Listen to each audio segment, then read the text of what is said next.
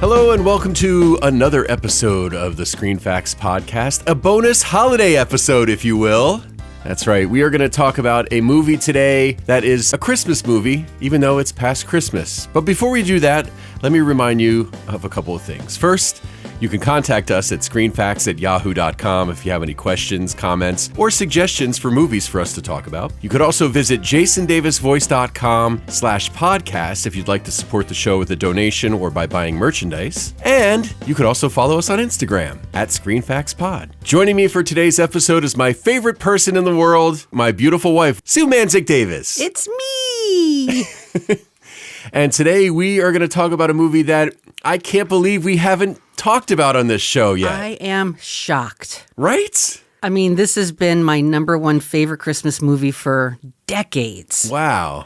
It's a fun one, and it's one that I really enjoy too now. It's Scrooged. So this one was released November 23rd, 1988. Of course, it's a retelling, kind of a reimagining, if you will, of the famous Charles Dickens story, A Christmas Carol, directed by Richard Donner, who's a great director, God rest his soul. Best known for The Omen, Superman, 20% of Superman 2. There is a Richard Donner cut of Superman 2 that, to me, is better than the one that was released in the theaters. The Lethal Weapon series, The Goonies. So yeah, Richard Donner had a lot of great credits. And the writers of the movie, Mitch Glazer and Michael O'Donoghue, they had both worked on SNL at one time. That's right. They had experience working with Bill Murray. Yeah.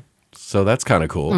So I wonder if when they were writing this, if they had him in mind to play that character. Danny Elfman did the music for this. That makes a lot of sense. Yes. I didn't realize that. You know, I didn't either, but now that I know, you can definitely hear it. Yeah. He's got a definite style, for sure. And it works really well for this. It does. Because there's a lot of dark, twisty stuff going on here. So this has been one of your favorites for a long time? Yeah, pretty much ever since it came out. Interesting. Okay. Yeah, I think I discovered this a little bit later on. I think you may have turned me on to this one. I may have. Which is surprising because I love Bill Murray. Yeah. Maybe when it came out, I was kind of like, Christmas Carol again, you know? Maybe, yeah. There have been all sorts of different versions of it over the years. They weren't sure if making A Christmas Carol into a comedy made sense. Okay. And for me, it's a perfect fit. I think it works. Yeah, it works very well. Yeah. Oh, I forgot to look up when the Muppet Christmas Carol came out to see if that came out first or if this did. This preceded the Muppet Christmas Carol by a few years. Yeah. So perhaps Jim Henson may have been inspired by the comedy of this to make it a Muppet Fest later on. Yeah, which is also fun too, by the way. Yeah. Oh, I love that too. Yeah. Yeah. I've always been a huge fan of Dickens' A Christmas Carol. And you're probably wondering what I have in my hand here. Yes, I am. It looks like something that came from that time period. I don't know when this is from, and I don't know how I got it, but it's a tiny little bound version of A Christmas Carol in prose, Charles Dickens. It's got cool little illustrations. Oh my God, look at that Let me thing. see when the printing on this was. It doesn't say, but it's very fragile. Pages are dark and breakable, and the leather is cracking. It's so old. For a kid, this was it. I read this every year. Wow. Yeah. That's very cool. Can I just say, looking at that, if that's not a first printing, the first printing of that was probably like a tablet with a chisel. That's how old it looks? Yeah, let me give it a sniff. That reminds me of my mom. Isn't that cool? Yeah, that old book smell. Yeah. No, but every year I would read this. And I do have a new bound version of it. I went in to grab it and I saw this and said, no, let me show you this instead. That's very cool. Yeah. Yeah. This is a story that's been told over and over again for decades. It's classic. It is. And it's a beautiful story and the sentiment. And that's the great thing about this movie. While it's like dark comedy and a little cynical, it still has the heart of the original story. Right. It still has the redemption of the character. Of course. Yeah. It's just done so over the top. Thinking about it now, especially after reading a lot of the trivia about it and stuff, it definitely feels like it was ahead of its time. It seems like it, right? Yeah. I read a couple of interviews today with Karen Allen and with Carol Kane. Karen Allen made a good point. She said, at the time, to modernize it and make him a TV executive was just perfect. Yeah. I think the interview was in 2018. She said, I wonder if they were to make it now, maybe he'd be like a hedge fund person or someone in Wall Street. Probably. Someone that you kind of have to be really or a hard and tough to get ahead. Yeah, or a .com kind of person, a Silicon Valley type. The critics were mixed on it, right, when it came out?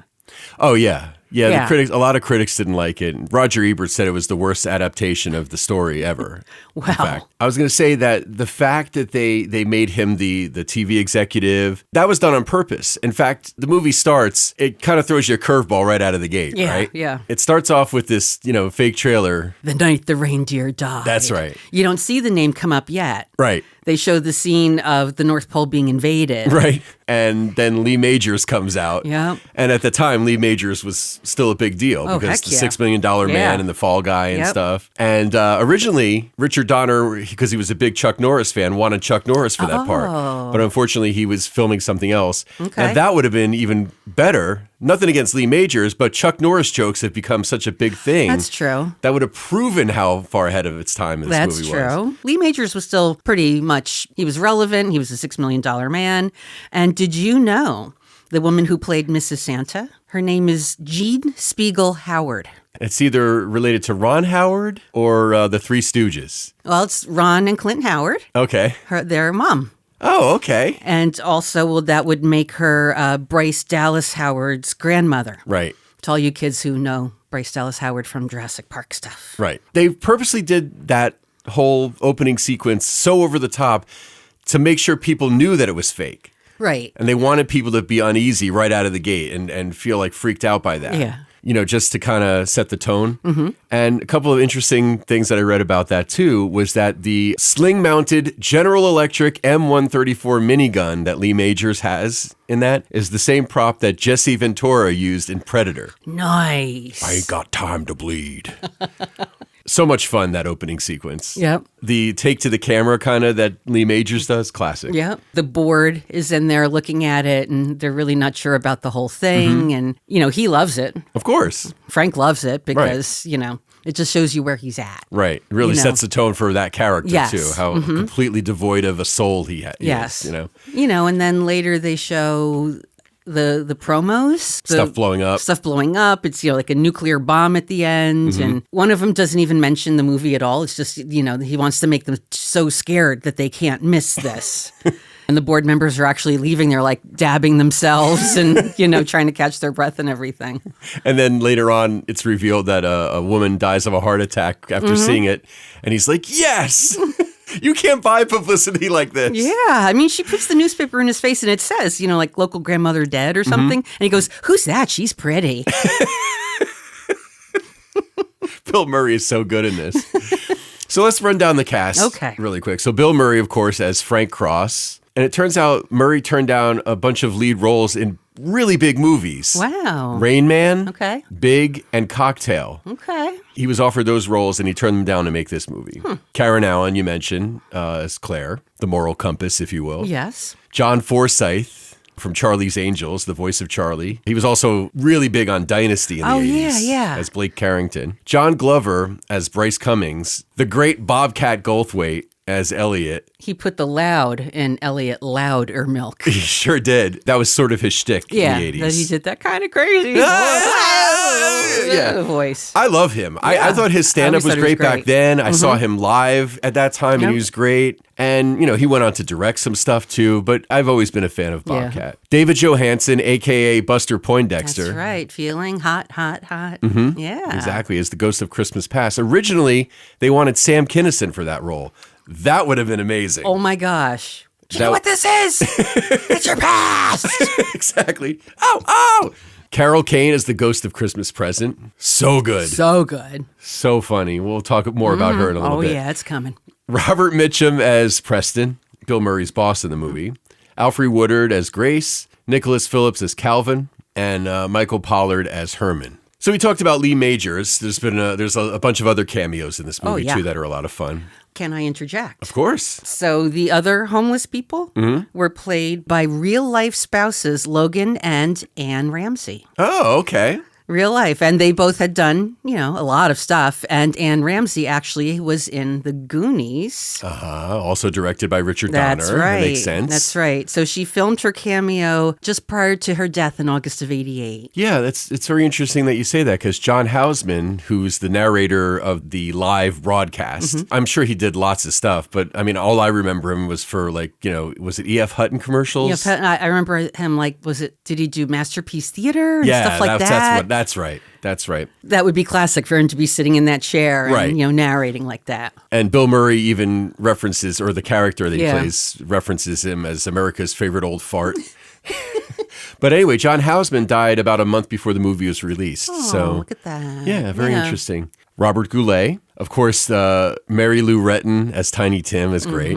The late, great Buddy Hackett as Scrooge in this show, which is crazy to me. Can you imagine the casting person for the director? I got the perfect guy to play Ebenezer.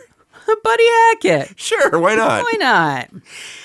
And then there's a great scene where he's walking on the street with his real life brother, who also plays his brother in the movie. And there's a bunch of street musicians playing. Yeah. And he's like, oh, sure, rip off the tourists. And it turns out that the musicians are actually very well accomplished musicians. Yeah. Miles Davis, No relation. Paul Schaefer, David Sanborn, and Larry Carlton. So yeah, some fun cameos, and there's a lot of fun Easter eggs in this movie too. The woman who played the nurse, the IBC nurse who has to tend to the censor at the end, that was Kathy Kinney. Kathy Kinney. Now, if you think about her and put some huge blue eye makeup on and garish makeup and, like a short wig and a bow on the top of her head, can you remember what show she was on? I thought the name sounded familiar. Was that the Drew Carey show? It was. Yeah. Yep. And how about Grace's mom being played by Mabel King, who was Mama? On What's Happening. That's right. That's right. That's right. Did you know? And she was also the mother in The Jerk. That's right. Navin Johnson's mother. That's right. And now, did you know that Mabel King was a Christmas baby? I did not know that. Well, she was.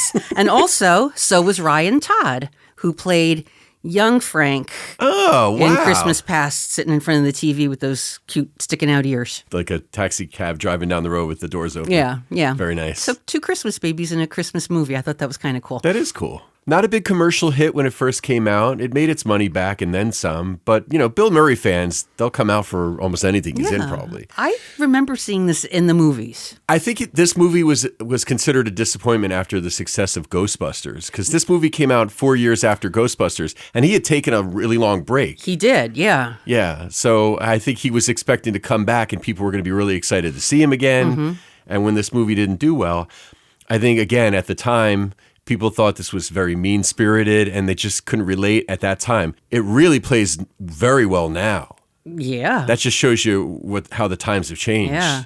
Or it shows you how ahead of the time I was in 1988. Oh, yeah.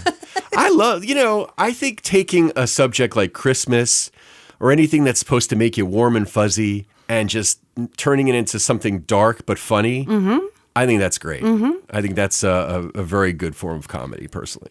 It's true. And, for anyone who complains that, it was dark, I would like to read you the first sentence from the story, A Christmas Carol. Stave 1, Marley's Ghost. Marley was dead to begin with. That's the first sentence. And what does it say here? It says, A Christmas Carol in prose, being a ghost story of Christmas. This was meant to be a scary ghost story. Like they say in It's the Most Wonderful Time of the Year. Exactly. Yeah. Yeah. So, Dickens in the very beginning discusses the fact that, he says Marley was as dead as a doornail, and then kind of goes off on a tangent saying, well, wouldn't a casket nail be more dead than a doornail? But then he kind of says, well, he was dead. He was dead, and that's what we're starting with. And he also says you have to believe that for any of this story to be wondrous. Yeah, you have to buy in right away. Yeah, so it was meant to be a little nerve-wracking. It's meant to be dark. Yeah. It's a dark story, no question. So this was nominated for Best Makeup at the Oscars and ended up losing to Beetlejuice, which is another ghost story. Yeah. And it did win a BMI Film Music Award for the score, Danny Elfman's score. That makes sense. Yeah. I love when you hear the children's chorus going, la, la, la, la, la, la. La, la, la, la, la, la. Yeah. There's something about children doing evil music that just is very appealing to me. Yeah, it's creepy. Yeah. Bill Murray and Richard Donner did not get along at all. Yeah. They really clashed during the making of this. I've read a lot of things about Bill Murray being a little tricky to work with sometimes. Yeah. Alfred Woodard said that Bill Murray kind of would come in and rewrite the script on his feet. He just improvised a lot. And she said he never did anything exactly the same way twice because if the crew didn't laugh, if they weren't bent over trying not to cackle during a take, which they almost always were, he would just do it again. That's how he worked. It's almost like, hey, I got a live audience here. Let me try this. Oh, it didn't work. Okay, stop. Let's take it back. Yeah, I'm guessing that was probably because he came from SNL and improv groups. Improv, yeah. But when you're doing movies, there's a script for a reason. Yeah. And unless sometimes they do encourage improvisation. And that was also the case with this movie at times. But sometimes, if you're trying to set a tone, you're not looking for that. Right. And one of the things about Richard Donner, first off, let me say this. Everything I've heard about Richard Donner as a director has been positive. Okay. The kids from the Goonies loved him. Oh, that's right. I've heard so many good things about Richard Donner as a director. So I'm thinking Bill Murray might have been the problem. And I'm saying that with love because I love Bill Murray. It's pretty well documented that Bill Murray's he's an enigma. Yeah. People can't figure out like what's going on with him sometimes. Yeah. Well, Meatballs, they were ready to start filming and, that day, and they still weren't sure if he was going to show up. That's right. We talked about that on that podcast. That was a good one. Check it out. Yeah, but Bill Murray ad-libbed so much that in a 1988 interview with the Philadelphia Daily News, Richard Donner described directing him as, it's like standing on 42nd Street and Broadway and the lights aren't working and you're the traffic cop. Oh, boy. So that could be challenging. What I read about Carol Kane and Karen Allen was that they both loved the script. They both said it was a great script and it really drew them in. And they were very excited to work on it. But, there was a lot of discussions with Bill Murray, saying, this scene doesn't work, that scene doesn't work, and stuff getting rewritten. And then him going off on, improv rants here and there. I even read that final monologue wasn't from the script. Yeah, he improvised a lot of that final monologue, which is our favorite part of the movie. Yeah. What I read about that was that Donner just did one continuous take, let him go. Yeah. Just do what you're going to do. And I think maybe they did that a couple of times. And then the editors had to kind of, compile the best parts to make it make sense. Yeah, yeah. It's a great scene. I love that. It's I don't know how that was written. Yeah, I don't. It was probably written where he did have specific lines, but then he kind of ran with it. Yeah, yeah. Like really, the actor's meal kind of thing. Right. But the thing is, it's not just what he's saying, it's the way he's saying it. Like you can really see how emotional he is about it in the moment. Yeah. And it gets me in every year since 1988. Yep. And I cry every year. You know what, like immediately makes me choked up? He's talking into the camera and he's talking to his brother. He says what he says to his brother and then he just goes, "Hi, Wendy." His brother's wife. Yeah. It gets me every time. I don't know why. It just gets me every time. It's such a connection that you're finally hearing that you've been wanting to hear the whole movie. Yeah. Yeah. Yeah, exactly. Because he's sort of like, it seems like he loves his brother, but he's not into the whole let's get all mushy at Christmas time thing because that's the character. Because it's the corporate fraud and all of that. Right. But meanwhile, his brother has a very low-key Christmas if you think about it. Yeah. Some friends over. They have some friends over. It looks like a beer commercial. They're playing a game. That's right. He makes him the frame and puts an old picture of the two of them in it and writes on it. I mean, that's simple but sweet, and it's very heartfelt and thoughtful. And when Frank opens that present in his office after he's been through this, all this stuff with the ghosts and stuff, he wells up. He gets very, emotional. Yeah. Let's talk about that. Since we're talking about that scene where, at his brother's house that the ghost of Christmas present takes him to. Right. Let's talk about that really quick.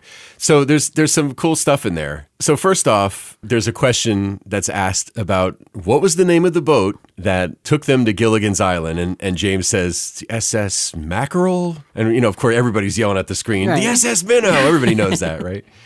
So a funny trivia note about that is that Richard Donner had directed 3 episodes of Gilligan's Island during its one season. Oh, that's great. Yeah. I did not know that. Yeah, there's other references to Richard Donner's previous work. There's posters. There's all kinds of things. One of the other things is there's the scene where on the Frisbee show, when Frank's in the dog suit. Yeah, it's a bone, you lucky dog. I shout it every year. Exactly. There's a tree on the set. And there's a heart with an engraving that says Dick and Lauren. Yeah. That's referring to Richard Donner and his wife, Lauren Schuler Donner. Oh, okay. All right. Yeah, so there's some cool Easter eggs. Very nice. Yeah. A couple of accidents that happen on the set. So he throws water on a waiter that he thinks is on fire because he's hallucinating because the ghosts are visiting him. The ghosts are messing with him already. Yeah. And then he leaves the restaurant and he goes upstairs and then he slips and falls. Yeah. And it looks like he tweaks his ankle really bad. It does, yeah. And he kind of gets up and he's still like skidding and he leans on the door to get his balance. Yeah, that was real. He oh really my fell. gosh. That wasn't supposed to happen. Yeah. Keeping it in makes sense because it works. Yeah. I mean, good on Bill Murray for getting up and continuing And with doing the the scene. exit, yeah. Yeah, I mean, Meanwhile, they're like, medic! Yeah. And then the other thing that happened, Bill Murray encouraged Carol Kane to just go for it. Yeah, yep. But he kind of underestimated her physicality a little Right. bit. So there's a scene where she grabs him by the bottom lip and pulls really hard. Yeah. She like split his lip. And, Yeah, because there's like a connecting tissue Yeah. that keeps touches your lip to your chin, Yeah, kind of. she- And she tore it. Yeah, he needed stitches and everything. They had to shut down production for Yeah. that for a couple of days. Yeah, Carol Kane would find her on the side of the set for like 20 minutes at a time, just sobbing Oh my God. over what she was doing. Yeah, she didn't feel good about like beating him up and stuff. She did not. Yeah. She did not. She did, however, put a lot of work into the Ballbuster suite when she first appears and there's like that theatrical card on an easel. Yep. And she's doing the ballet. So she worked really hard with a ballet instructor on that. They told her that there would be a real ballerina who would double her. But she said, I just want to make it as pretty as I can. She did it okay. She thought, well, maybe they can, use some parts of it where, you can tell it's me.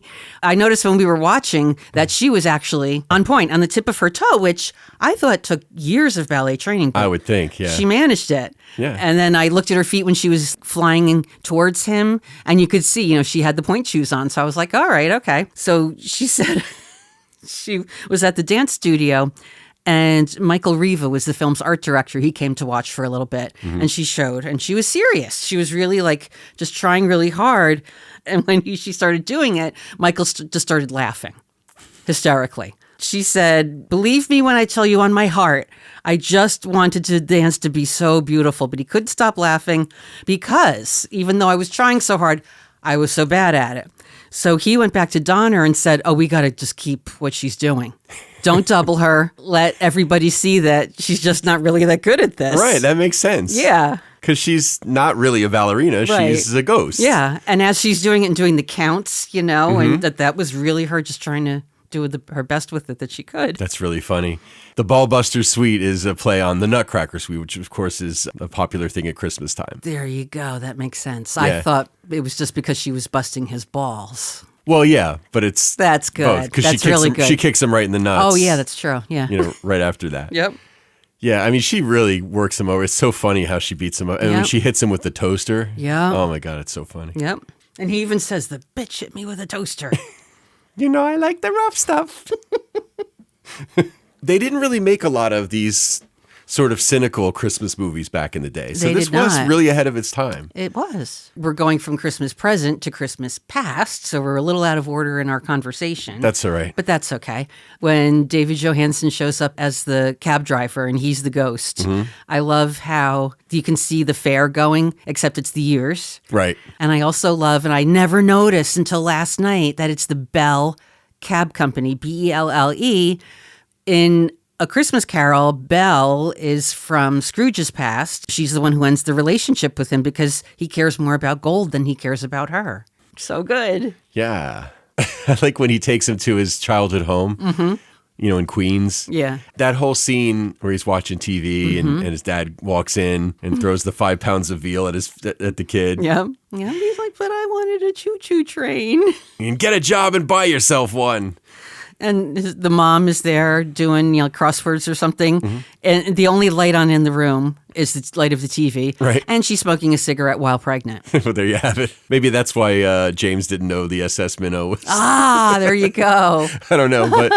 But of course, Brian Doyle Murray, one of his other brothers. Right. All 3 of his brothers are in the movie. Yeah. Joel Murray, his other brother, is the guest at James's house. Right. John Murray plays James. Brian Doyle Murray is only 5 years older than Bill, but he plays his father in that scene, which is kind of funny. Yeah, he gets those old grumpy guy parts. Yeah. And of course, he plays the boss in National Lampoon's Christmas Vacation with Chevy Chase. Yep. that's why the movie works. As dark and cynical and, dark comedy as it is, they still keep those moments that tug at your heartstrings. Right. Yep. And it's also not just here's Bill Murray with Visine in his eyes. You can really see the emotion in his face and his eyes well up. Mm-hmm. He's so big in his comedy, but I think with his drama, he's more refined. So he can show emotion without having to do like a big deal, so with the nostalgia coming back to him, even when he's like, struggling, drinking his tab and vodka, which becomes more and more vodka over the course of the night. Right. His face. Yeah. You can just see the impact this is all having on him. And he tries to fight it in the beginning, but by the time they beat him up in present and then they scare him in future, he is really, you can tell he's shaken. Oh, yeah. And he should be. And I think that's the same thing that happens to Scrooge in the original story. So it makes sense. I think this movie does really well with balancing, the funny stuff and then, some moments of more tenderness. Yeah. Here he is. He's the corporate TV world. And Claire, she runs a shelter and she organizes volunteers. Right. And she helps people. That's what she wants to do. And that puts them at such great odds for them to find common ground when they're beginning of their relationship. The scene after Frisbee filming, he gets invited to go to the dinner with the president. Right. He says to her, we just got invited to dinner with the president. And she just goes, oh, no, well, we can't. We're going to dinner with our friends and they've been expecting us. And he's like, no, you don't understand. Like, this is the president. This is what I've been working for. And she just kind of goes like, well, no. Over the years, I've watched that and thought, could she have given a little there too? How about, okay, I understand this is important for you. You go, I'll go, we'll meet up later, or like something like that. Like over the years, that's kind of bothered me. But then when I think about how different they are, she even says to him, you've been putting more and more time into your career than with me. So like that scene has to show you that they've just grown apart. Yeah. And it's not just no, I'm not going to the president's dinner. I guess there's maybe two kinds of people in life. There's people who prioritize their families and relationships, friendships, love, and all that. And then there's people that maybe prioritize their careers more than that. I can tell you which one I am. Right. I can tell you which one I am. Yeah. And I can tell you which one I think makes more sense to be. Right. For a very long time, it's bothered me that she just is just like, nope. Yeah. I thought about that too. And now I want to leave you.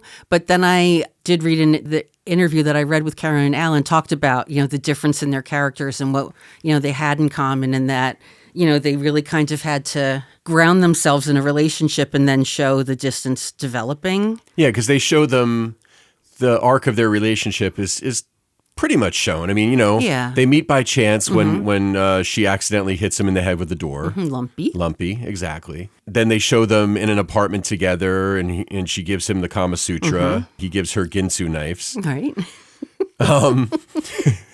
Never liked a girl enough to give her 12 sharp knives. That's right. So it seems like they have a good thing early on in their relationship. Yeah. But look, people change. Yeah. Some people grow in one direction, some people grow in another, and clearly they grew in different directions. Yeah, and that's they're focused on different priorities. Yeah, and I think I finally realized that watching it this last time. Yeah. So after 30 some odd years, I'm kind of like, oh, okay, wait, I think I get it. They've just grown so far apart, and this is like the final straw kind of I get thing. what you're saying about how it does seem like she's unwilling to give a little bit, because, relationships are always about compromise. But maybe, like you said, she had been giving a lot. Yeah. We don't get to see that. Right. We could assume that, though, because she's a giving person. Yeah. There's not a selfish bone in her body. No. Which is why when they show her at the Christmas future. Oh, yeah. When she's like... When she's in that crazy like black and white makeup and she's shooing the orphans away. Yeah, the kids looking for a handout. Yeah. Yeah. And she says, a friend told me, shake them off, Claire. If you're going to save anybody, save yourself. Yeah, scrape them off. Yeah. Yeah. I can't imagine. Even in the original story, Scrooge is so over the top. And it's hard to imagine anybody really being like that. Maybe there are people like that. I don't know. I've never had somebody that bad in my direct orbit. Yeah. We all have our moments of that we're not proud of, right? Right. But where maybe we get a little greedy with what we want and we're not willing to compromise or something like that. But I can never imagine putting anybody or anything before you or us. I can't either. Yeah, so I can't either. And I mean, honestly, if you came to me on Christmas Eve or Christmas Day or whatever and said that, there was something that was a great opportunity for you, I would more than encourage you. But that's the thing. That's exactly my point. There's nothing professionally that would be a priority to me over being with you. Yeah, even if you thought it was like the only chance you had to do a final breakthrough somehow. Nobody makes me feel more love, more comfort, more peace, more calm, more joy, all the things that are the best things in life than you. So why would I put anything above you? Okay. I mean, I get it. I feel the same way. Well, I appreciate that. Anyway, let's get back to the movie. Okay, sorry. That's all right. Let's talk about the end scene, like that monologue at the end, because that's like my favorite thing in the movie, obviously. It is. Yeah, mine too. You could tell it's very real because Bill Murray's voice breaks when he's talking. I bawl my eyes out every time. Yep. I think the thing that gets me the most is not necessarily him talking about giving to people and helping people. It's the fact that he says, I get it and I'm ready. Yeah.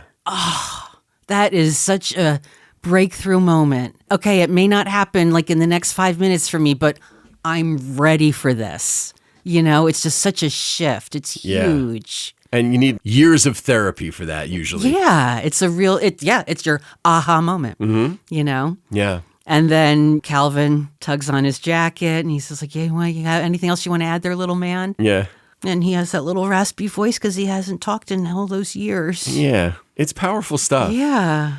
And the idea of this time of year, we all smile a little easier, he says. Yep. We all act a little nicer. Yeah.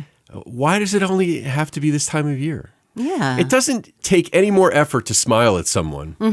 It actually takes less muscles to smile than it does to frown. Yeah. You don't have to be a cheerleader. No. You don't have to be somebody that's just, hey, everybody, all the time. Yeah.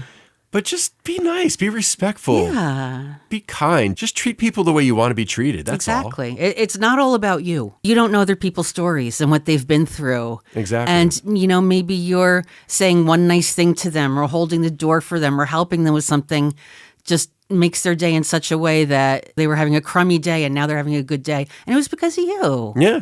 Look, we all need to work on ourselves. Yep. No matter how good you think you are, you could always be better. That's you could always be evolving in a positive way. Yep. So. Yeah, everybody's got a good side and a bad side, but it's just a matter of accepting yourself where you're at, being willing to work on things. And I know I say this like every other day, but we're all on this big rock together, right? Absolutely. If you have the chance to make somebody else smile for a minute, just do it. Yeah. Just be nice. Yeah. That's it. Yeah. Yeah. And seeing this scene in the movie really helps remind you of that. Yeah. That's the point. Yeah. I found some notes from some of the director and actor commentaries. And one of the things that was interesting about the final speech that Bill Murray gives, he describes it as trying to make a sermon funny without turning it into a joke. Okay. You want people to feel what he's saying, but you also don't want to lose the fact that we're watching a comedy. Right. It's a fine line. Yeah, but he credits Richard Donner for whatever differences they had in their styles. He does credit Richard Donner for forcing him to commit instead of undercutting everything with sarcasm. That's a good director. Yeah, because there's a lot of different ways you can play stuff Yeah. in a movie or a play or whatever. And you challenge your actors and they'll rise to it. They'll rise above it. Yeah. It's interesting. When the film was originally released, during the test screenings, there was a little bit of polarization with the audiences. A lot of them thought it was too mean and stuff. Richard Donner did not want to soften the script or the message. He really wanted to hammer home, I guess, the commercialism of Christmas and how people have their priorities out of whack and stuff. And he believed that its honesty would age better. Yeah, absolutely. The man was a visionary. That's right. I really enjoy this telling of A Christmas Carol. The original story and all of its tellings, great. Because the message is a great one. Yes. Yes, it's keep- never too late. Exactly. And keep your priorities in order. Yep. Yep. But I think making it into a comedy, sometimes that maybe makes it an easier pill to swallow. True. So Spoonful of sugar. that's right. I'm glad we did this. Yeah, me too. I think this is a good way to close the book on this year. I think so too. We wish you all the best for the upcoming year. We thank you for listening, and we will definitely have more episodes coming in the new year. We're very excited. Lots of great movies to talk about, lots of guests. Looking forward to doing lots more of these with you. Why, thank you. I'm looking forward to doing lots more. Excellent. Remember, you can contact us, screenfacts@yahoo.com, if you have any questions, comments, or suggestions for films. You can also visit us, jasondavisvoice.com/podcast. Find out information there about all the different places where you can stream this. And also, if you want to support the show with a donation or by buying merchandise, there's information there for that. You can also follow us on Instagram at ScreenFactsPod. So we will talk to you again soon. Thank you for listening. I care.